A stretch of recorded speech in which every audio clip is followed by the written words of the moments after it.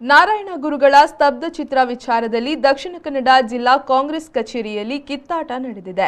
ಮಂಗಳೂರಿನ ಮಲ್ಲಿಕಟ್ಟೆಯ ಜಿಲ್ಲಾ ಕಾಂಗ್ರೆಸ್ ಭವನದಲ್ಲಿ ಪಕ್ಷದ ಹಿರಿಯ ನಾಯಕರ ವಿರುದ್ಧ ಯುವ ಕಾಂಗ್ರೆಸ್ ಕಾರ್ಯಕರ್ತರು ಏರಿ ಹೋದ ಘಟನೆ ನಡೆದಿದ್ದು, ಸಭೆಯ ಮಧ್ಯೆ ಹೊಯ್ಕೈ ನಡೆದಿದೆ.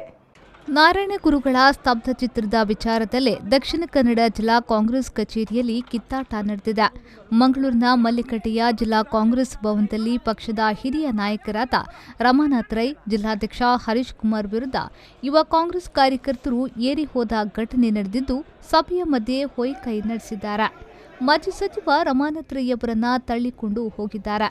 ನಾರಾಯಣ ಗುರುಗಳ ಸ್ತಬ್ಧ ಚಿತ್ರಕ್ಕೆ ದೆಹಲಿಯ ಗಣರಾಜ್ಯೋತ್ಸವ ಪೆರೇಡ್ನಲ್ಲೇ ಅವಕಾಶ ನಿರಾಕರಣೆ ಮಾಡಿದ್ದನ್ನು ಖಂಡಿಸಿ ಯೂತ್ ಕಾಂಗ್ರೆಸ್ ಕಾರ್ಯಕರ್ತರು ಮಧ್ಯಾಹ್ನ 12 ಗಂಟೆಗೆ ಕಾಂಗ್ರೆಸ್ ಕಚೇರಿಯಿಂದ ಕುದ್ರೋಳಿ ಕ್ಷೇತ್ರದವರೆಗೆ ನಮ್ಮ ನಡಿಗೆ ನಾರಾಯಣ ಗುರುಗಳ ಕಡೆಗೆ ಎಂಬ ಹೆಸರಿನಲ್ಲೇ ಕಾಲ್ನಡಿಗೆಯನ್ನ ಹಮ್ಮಿಕೊಂಡಿದ್ರು.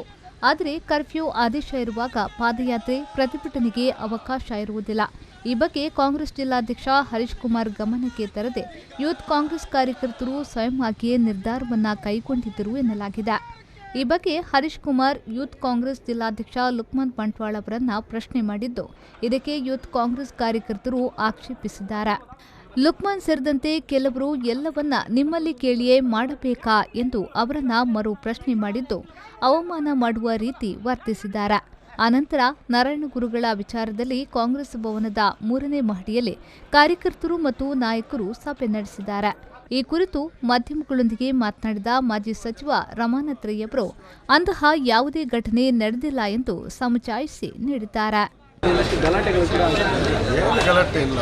ಇವತ್ತು ಈ ಒಂದು ಬ್ರಹ್ಮಶ್ರೀ ನಾರಾಯಣ ಗುರುಗಳ ಅಪಮಾನದ ಬಗ್ಗೆ ನಾವು ಯಾವ ರೀತಿಯ ಪ್ರತಿಭಟನೆ ಮಾಡಬೇಕು ಅನ್ನುವಂಥದ್ದು ಸ್ವಲ್ಪ ಜನ ಭಾಳ ಅಗ್ರೆಸಿವ್ ಆಗಿ ನಾವು ಮಾಡಬೇಕು ಅನ್ನುವಂಥದ್ದು ಮತ್ತೊಬ್ಬರ ಒಂದು ಇರಾದೆ ಇತ್ತು. ಹಾಗೆ ಇವತ್ತು ಕಾಂಗ್ರೆಸ್ ಪಾದಯಾತ್ರೆಯನ್ನು ಮಾಡ್ತಾರೆ. ಮತ್ತು ನಾವು ಎಲ್ಲ ಕ್ಷೇತ್ರದಲ್ಲಿ ಕೂಡ ಎಲ್ಲ ಬ್ಲಾಕ್ಗಳು 2 ಬ್ಲಾಕ್ಗಳು ಸೇರಿಕೊಂಡು ಕ್ಷೇತ್ರಾದ್ಯಂತ ಈ ಪ್ರತಿಭಟನೆಯನ್ನು ನಾವು ಪಾದಯಾತ್ರೆ ಮೂಲಕ ನಾವು ಇಡೀ ಕ್ಷೇತ್ರದಲ್ಲಿ ಮಾಡ್ತಾ ಇದ್ದೇವೆ.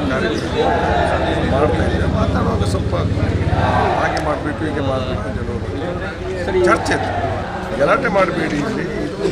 ಇದು ನಾವು ಒಂದು ಒಳ್ಳೆಯ ಕೆಲಸವನ್ನು ಮಾಡುವಾಗ ಎಲ್ಲರೂ ಕೂಡ ನಾವು ಒಟ್ಟು ಸೇರಿ ಮಾಡುವಂಥ ನಾವು ಹೇಳಬೇಕಾದ್ರೆ